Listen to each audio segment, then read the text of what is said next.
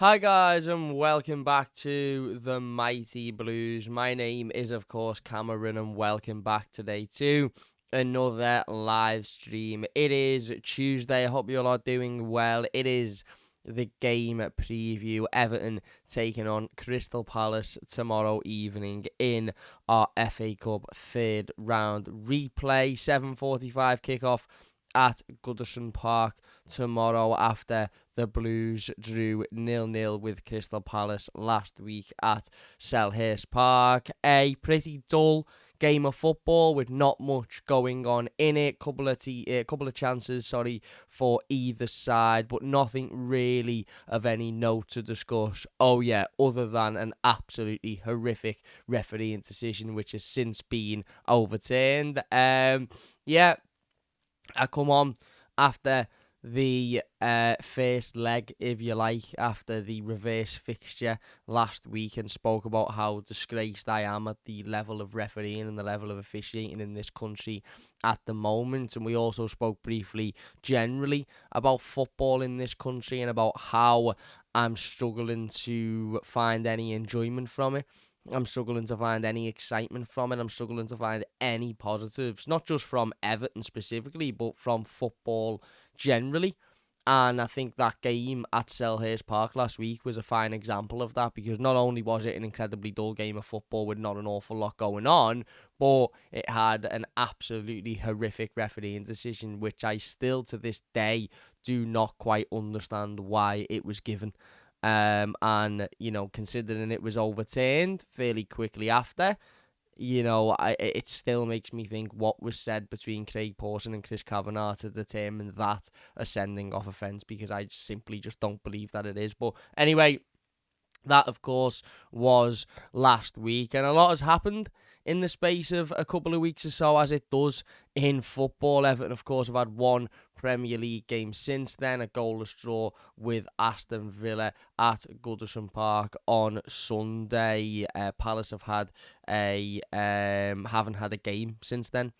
Apologies. So their last game was on the 4th of January and their next game is tomorrow. So their last game was that game against Everton, whereas Everton, of course, have had one Premier League game in between then. So, obviously, Palace have had the more rest. Everton will have quite a significant break after this one. I believe we've got another 12-day break, is it, before our next game. So we play tomorrow and then we play on the 30th of January. So, 13-day break before we next play. So at least we've got a small period of time there for the players to recover and the players to recuperate. The manager has had his pre-game press conference today. He's spoken about Abdoulaye Doucouré potentially being unavailable tomorrow because he struggling a little bit with fitness. Seamus Coleman also picked up a slight hamstring knock, so his availability is uncertain. Ashley Young is back on the grass, which is a positive thing for the squad depth and certainly for getting players back from injury. But again, this was one that we didn't really need, if we're being perfectly honest. And as much as I sit here year in, year out and speak about how important the domestic cup competition should be to Everton Football Club and how much focus we should apply on those competitions, because ultimately we are one of the biggest football clubs in this country, no matter what anybody says, including Richard Masters, that little worm. We are one of the biggest football clubs in this country, and to go as long as we have without winning a trophy is unacceptable. And that means that every year when we prepare for these types of games and we prepare for the Carabao Cup games, we have to go in with the mindset that we want to win the competition. And I'm sure this one tomorrow will be no different. The frustrating thing is, ideally, this would have been resolved last week in the reverse fixture, and it's so frustrating when you think about how it wasn't a very entertaining game whatsoever. So it wasn't like we were absolutely dominant in it and we deserved to win. We maybe could have done a little bit more, but B, at the end of the day, we were reduced to 10 men for absolutely no reason whatsoever, and we were denied quite a blatant penalty and a penalty that I firmly believe certain other teams in this country get, as opposed to Everton. And people can tell me all they like about how it's different to the Premier League. This is the FA Cup. This is this. This is that. This is the other. Of course, it's different to the Premier League. I can't sit here and blame Richard Masters for the fact that Everton didn't receive a penalty against Crystal Palace in the FA Cup, 2 weeks ago. However, it's the same referees that referee week in, week out in the Premier League that were refereeing that game. It was the same people that made the poor decision that are making poor decisions week in, week out in the Premier League. So effectively, it all just rolls into one, doesn't it? And like I said before, over the last week or so since this game, and since I come out and spoke about how I'm finding it more and more difficult to enjoy football because of these refereeing decisions, we've had further examples of why football is becoming more and more unenjoyable in another breach, another charge for Everton, which could result in an on-the-pitch sanction, despite the fact that we've already been charged with an on-the-pitch sanction for the same thing, and the fact that neither charge relates to on-the-pitch sporting advantage. So, yeah, again, for me, at the moment, I'm struggling with football. I'm struggling with finding any enjoyment from it. I'm struggling with finding any motivation, to go to Goodison Park at 7:45 on a Wednesday night. It's snowing outside today, so it may well be snowing tomorrow, be freezing cold, struggle to get to sleep, work the next day. And I know you might look and think, oh, Cam, you just moan and get over it. I am just moaning, but ultimately, with all due respect, that's what this channel is for. When I made this channel 5 years ago, I made it with the view that it will give me a platform to come on, speak my mind, say what I've got to say what I feel I need to say, and then I'll be able to go and get on with the rest of my day without feeling upset or down or hurt or broken. As it is, the things that have happened in the last few years of me doing this channel have made me feel broken anyway, even when I come on and talk about it. But I can't even begin to imagine how much more difficult it would be if I didn't have these conversations in front of my computer with, you people, you lovely people who decide to tune in and listen. It would be much, much more difficult. And I'm sure you all find it easier by getting in the comments and by having conversations and by getting it off your chest as well. But this is a game we didn't really need. In terms of the fitness of the squad, in terms of the availability of the squad, and also just in terms of where Everton are at the moment. Not only the off-the-pitch stuff, which is incredibly frustrating and incredibly unfair, but also on the pitch at the moment, we're just not in a great place. We've lost a few games on the bounce. We're struggling to find a win at the moment. Our strike is struggling to put the ball in the back of the net. We're just struggling generally as a football club at the moment, on the pitch and off the pitch, and again, this was another one that we just didn't really need. I'd rather have this been concluded last week. I'd rather that game have gone to extra time and penalties than have to, play another game of football in these conditions and, another opportunity for players to get injured and pick up knocks, etc., etc. I just don't think it's necessary. But we've got to play it. The third time we'd have played Crystal Palace so far this season, but only the first time we've played them at Goodison Park. And Crystal Palace fans must absolutely hate us, because it seems like every single time we played them at Goodison Park, it comes after something has been revealed which riles the fans completely up, or it comes in a situation where Everton are in a need to win situation, so the fans and the atmosphere is already buzzing. Look, I've said before on this channel that atmosphere needs to be absolutely bouncing going into this game. We need to make it a bear pit. We need to make sure that we're all singing and screaming and shouting for 90 minutes. And at times it hasn't worked. At times I've come on here and spoken about how Goodison needs to be an absolute bear pit. The Manchester United game is a fine example of it. The game following our points deduction, we all knew we needed to make Goodison absolutely as loud and as horrible as it can be. I think that was the aim. I think that was the intention, but when you can see that an absolute worldie within the opening couple of minutes, that naturally deflates the crowd, and therefore the atmosphere never quite reached the level that we wanted it to reach. So I'm not going to sit here and say the same things about tomorrow. I'm not going to sit here and say we need to make it a bear pit, the atmosphere needs to be great, etc., etc., etc. However, I do feel naturally it will be like that tomorrow. Once again, we as a football club and we as a fan base feel that there has been another injustice done to us. There's one thing finding us guilty of a profit and sustainability breach, and not taking into consideration a number of mitigating circumstances that the club have mentioned, such as COVID, such as a war, such as sponsorships being ripped away from us, such as building a state-of-the-art new stadium. It's another thing to then attempt to find us guilty again for the same thing.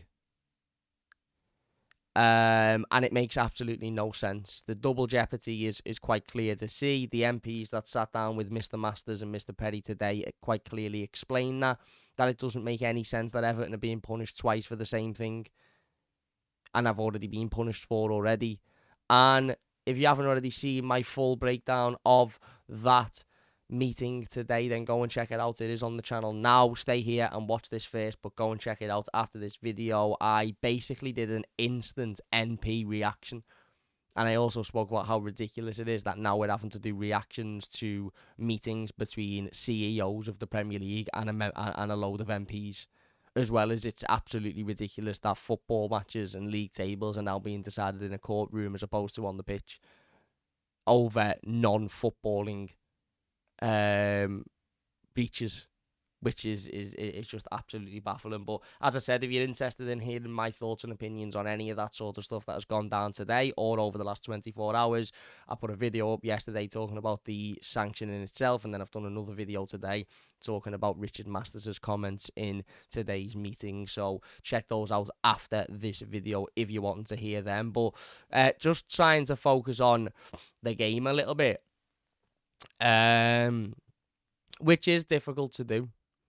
It is difficult to do because at the moment, this is a third round replay, meaning that we didn't really need this game, and I'm not sure anybody really wanted it, manager, players or fans included.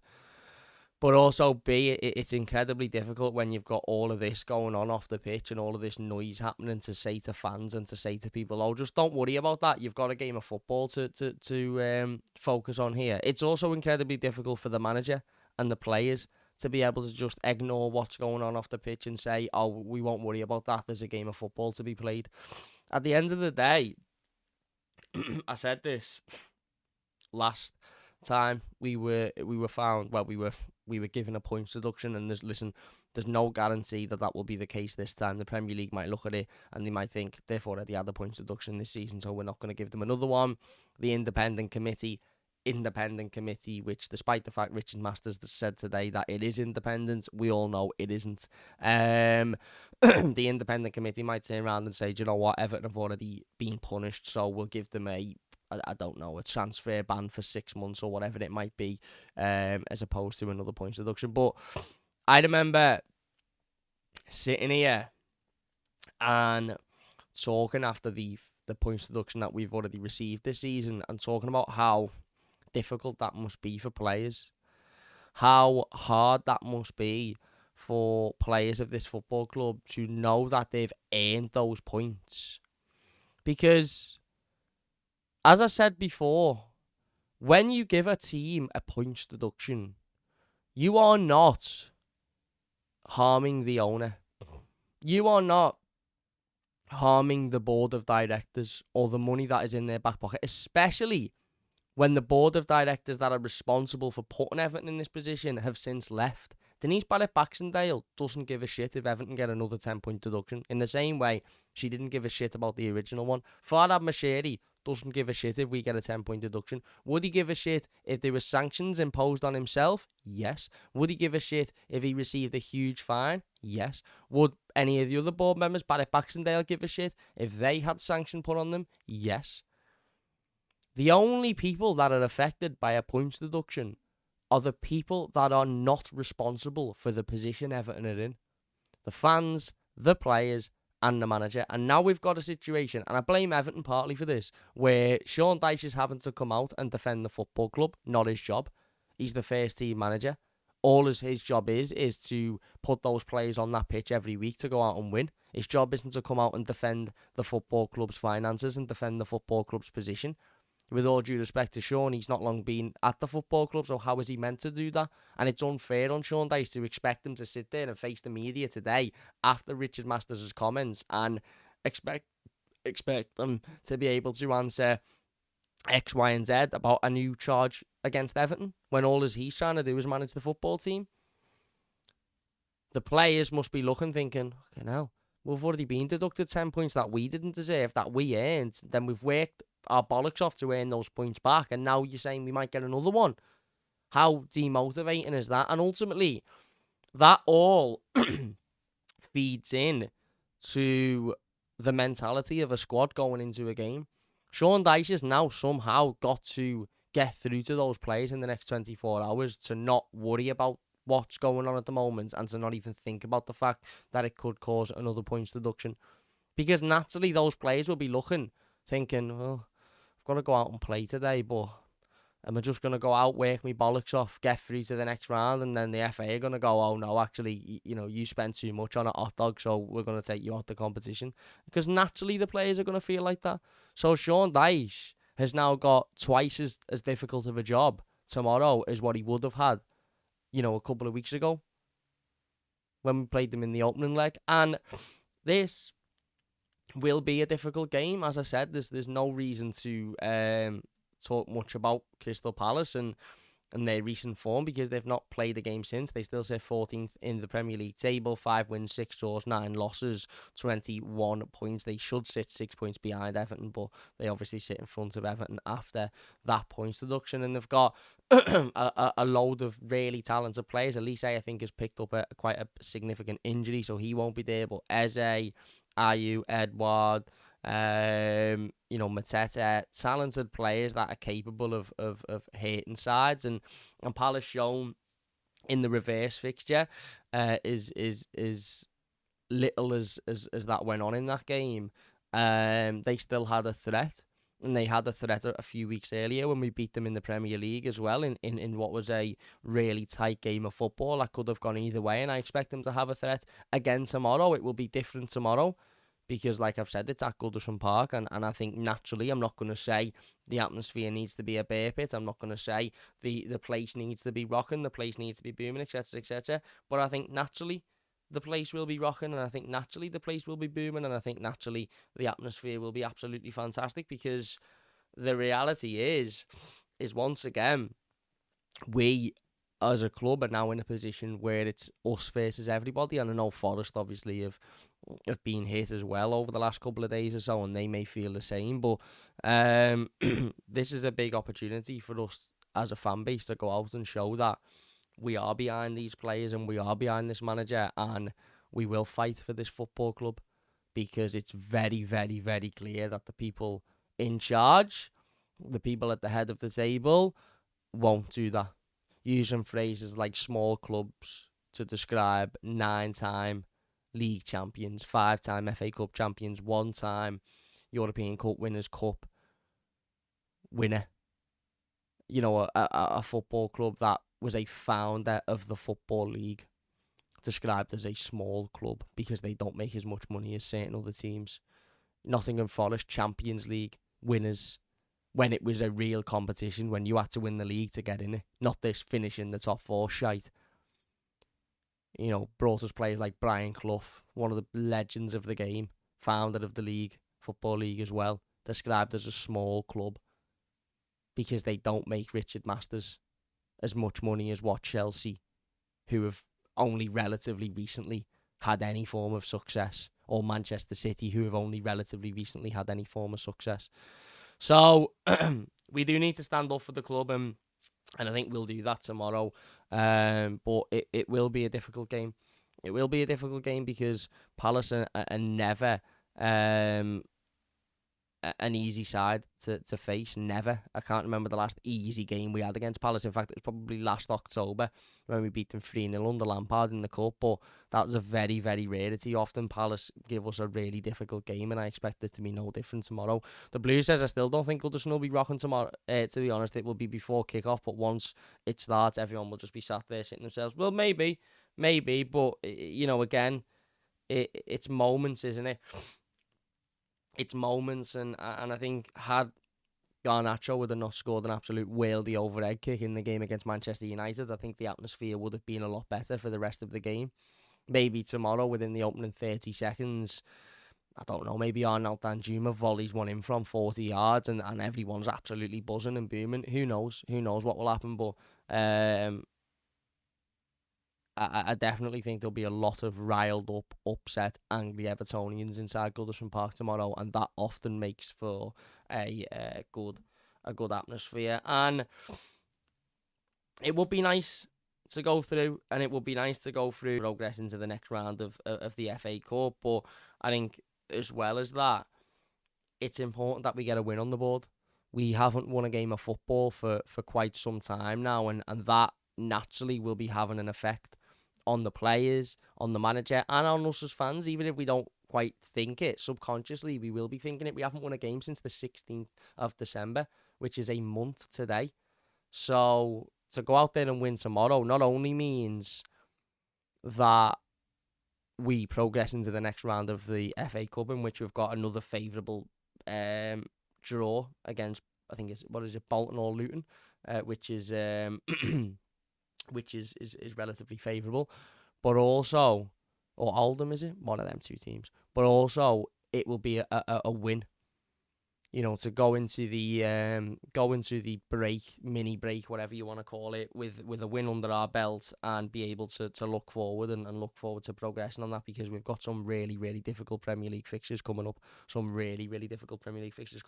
Emma says, round of applause for Julie from the Fab, sitting right behind Masters with their Everton t-shirt on. Yeah, we spoke about that in the video before that we did, talking about the meeting and Richard Masters' comments, and I think Julie has absolutely smashed it there. Not only being at the meeting, I was really, really pleased to see some Everton representation at that meeting, because when it's sort of, obviously the meeting has been scheduled for a long time, but it came to light like relatively late last night that Richard Masters was going to be in London. He was going to sit down in front of a load of MPs and he was going to have this meeting. And I think I tweeted last night something along the lines of, this is incredibly short notice, but if anybody could get down there, anybody, even just to stand outside with a banner or a printed leaflet or whatever it might be, just to make it be known that we are not happy with how this man is running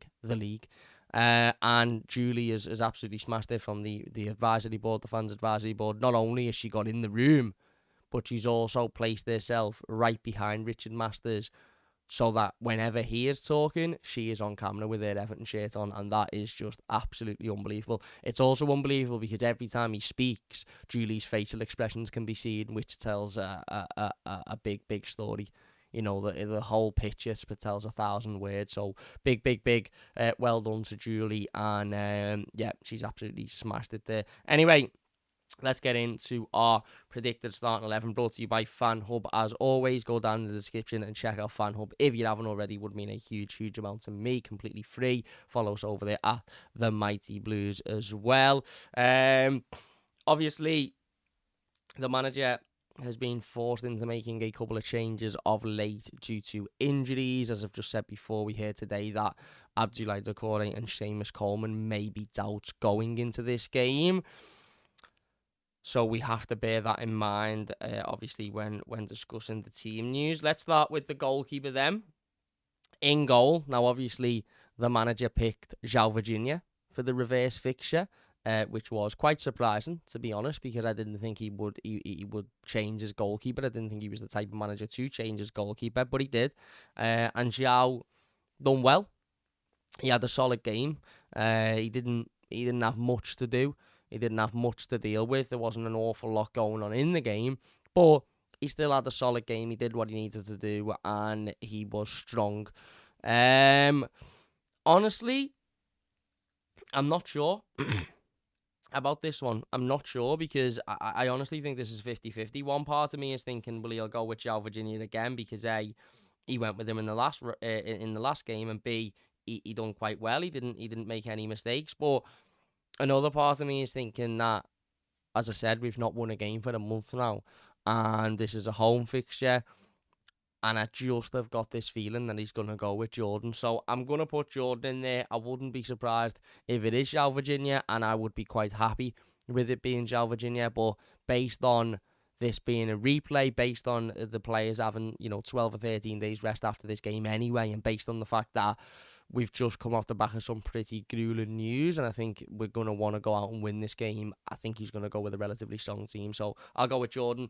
Left back, the defence pretty much can pick itself at the moment, so I'll just throw them all in there. Vitaly Mykolenko, Jared Brandwaite, James Tarkowski, and I think it will be Nathan Patterson. As I've just said, the manager spoke today about an injury to Seamus Coleman, or Seamus having a little bit of a knock in his hamstring. He didn't say it was an injury, he said it was a knock in his hamstring. So if that is the case, then there's a big possibility it will obviously be Nathan Patterson that starts. And it might be Nathan Patterson anyway, because the manager might just want to keep Seamus sort of out of the starting 11 to avoid any further injuries to that hamstring. Rest of the defence pretty much picks itself, doesn't it? Vitaly Mykolenko was absolutely fantastic against Aston Villa. Really, really solid performance. Warrior performance. Even though he got a knock in the head, he didn't shy away from any challenge. He didn't shy away from any header. He wasn't scared to get up. He wasn't scared to have a go.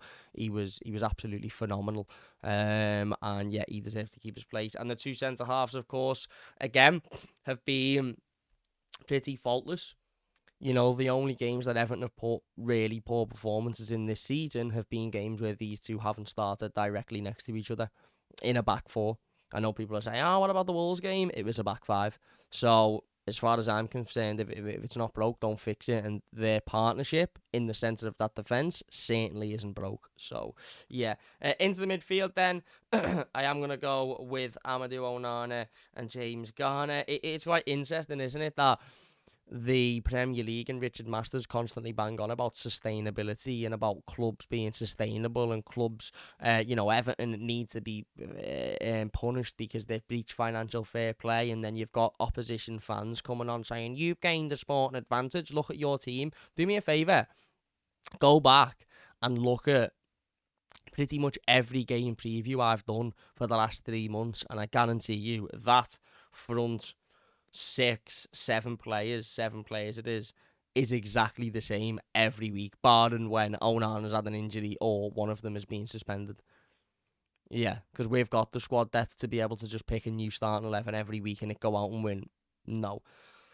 Yeah, I thought Amadou was very good against Aston Villa. Thought it was his best performance in a while in an Everton shirt. Thought James Garner done well as well, put himself about and battled. So, yeah, and then the front four is where I think there becomes a little bit of rotation. I'm going to go with what I think he'll go with, and that is, I think he'll go with Danjuma in the 10. I think he'll go with McNeil there. I think he'll go with Jack Harrison there. And I think he should go with Beto up front. Because as I said yesterday, for me, Dominic Calvert-Lewin needs some time out the team now. He needs a little bit of a rest. He's obviously will have 12, 13 days rest after this game. And I'd leave him out of this one as well. Maybe bring him off the bench if we're in need, or if we're winning comfortably, give him 20 minutes and see if he can nick a goal at the end of the game. But for me, I'd absolutely be giving Beto an opportunity now. I know Beto hasn't lit the world on fire. I know Beto hasn't been particularly impactful when he's come off the bench or done an awful amount when he's come off the bench, but I think he probably deserves an opportunity from, the first minute to see what he can produce.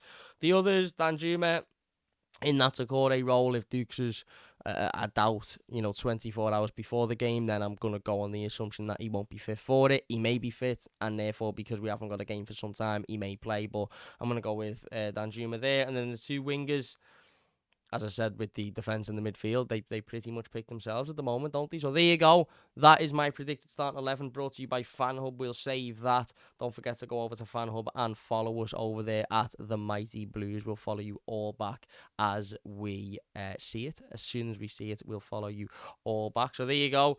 That is my predicted starting 11. Let us know your thoughts in the comment section down below. Yeah, it will be a tricky game this tomorrow. Without a shadow of a doubt, it'll be a tricky game. Again, difficult to sort of be excited for it, difficult to sort of get up for it and get motivated for it because of everything that is going on with the football club at the moment. But ultimately, it's a cup competition and it's a huge game. And if we get through, not only do we get into the next round, but it does well for the general confidence of the team as well. And it would be a really good way to start to get over the news that we've heard over the last couple of days or so. So there you go. That is the game preview. Let us know your thoughts in the comment section down below. We will be back with the instant match reaction and the player ratings tomorrow evening, so don't forget to look out for them. As I said, go and check out that video where we spoke about Richard Masters' comments today in that meeting, as well as go and check out yesterday's videos. If you've enjoyed it, please do leave a like. It does only take a second if you're new to the channel. Don't forget to subscribe as well. Big thank you all for watching, and we'll see you later.